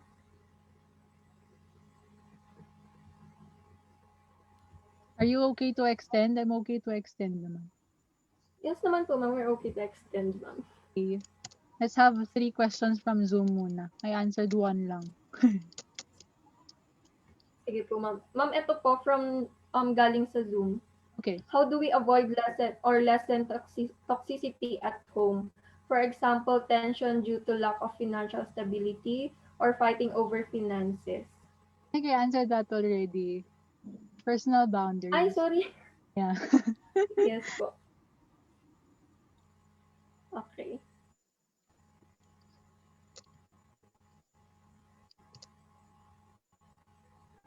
other questions? Okay. Thank you everyone who's here. If you'd Let's like see to who's uh conversation, you may unmute. We're still on live, but yeah, I mentioned earlier that I'm more into the Q&A. So if you'd like to stay and have a little chit chat before you go, it's okay. As long as you have moderators here, I'm fine. Now, what are the questions in the Ay, Zoom? ito po, I think po hindi pa po ito nasagot. If a Okay. person seemed troubled, is it safe to ask if they are thinking about hurting themselves daw po? Or can asking increase the danger of the suicide? Yes, open discussion if ever they are already posting cryptic stuff in the internet, and if they are having conversations that are making you feel uncomfortable, it's okay to ask them, are you thinking of hurting yourself? Okay? And if they answer yes, what makes you think about hurting yourself, and then you prolong the conversation. Essentially, you get to the heart of the matter, and if you think you can handle it, then talk about it with your friend. But if you're not trained to do so, or if you're not ready for that type of conversation, introduce the option that help and professional help is available. So if ever your friend discusses that, yes, I'm currently thinking of harming myself, introduce the topic or recommend, do you want me to help you look for a mental health professional because he or she may help you better than what we can provide. So, yep, it's okay. So as long as you learn how to close the conversations that you open, because not all conversations related to mental health can be um, taken well if ever you do not know how to facilitate them. So even if you're a psychology student, please be mindful of your words and also take care of yourself, because you might also experience compassion fatigue. So that you're always there for other people, but you forget to be there for yourself. Yeah, just a warning for psych students, because I know we've been there, we've done that, caring for other people too much, and essentially you get tired of caring, that even yourself you find it tiresome. So please be mindful of self-care. Always give what is extra of yourself and what is not lacking. Okay? So lagi ibigay ang sobra at hindi yung kung anong kulang. Also, wag hanapin sa iba ang kulang. Right? Do not find what is lacking in people. Yeah, because I know that some of my former students are here. Alam niyo naman nahuhugot ako. So, yeah, do not find what is lacking in people. Okay? Find it in yourself instead.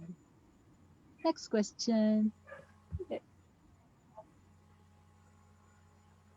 Yes, ma'am. So I think na-raise po tong question na to while the discussion.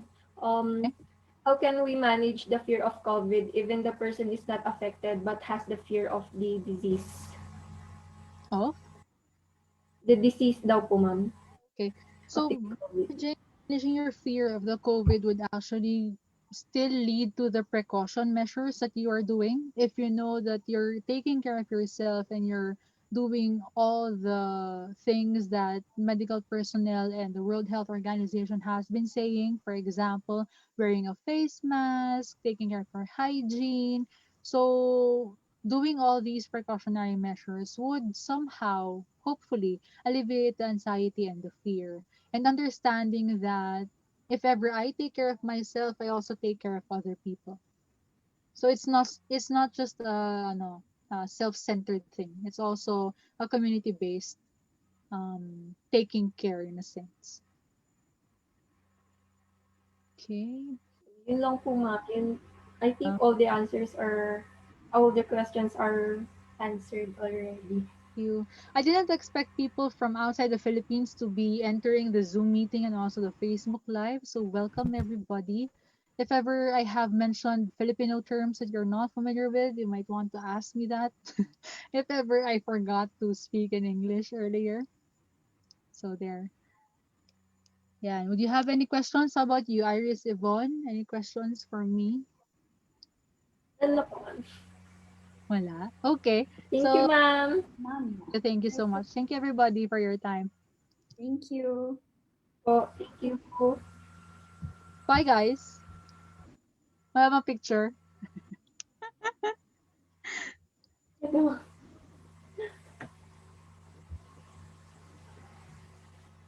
Thank you and have a great day, everyone.